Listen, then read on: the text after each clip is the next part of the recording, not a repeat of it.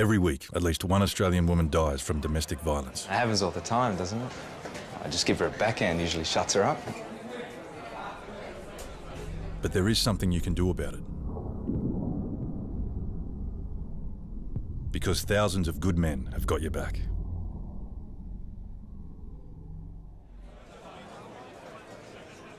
Hey, mate. Swear an oath this White Ribbon Day to put a stop to violence against women. Visit whiteribbon.org.au.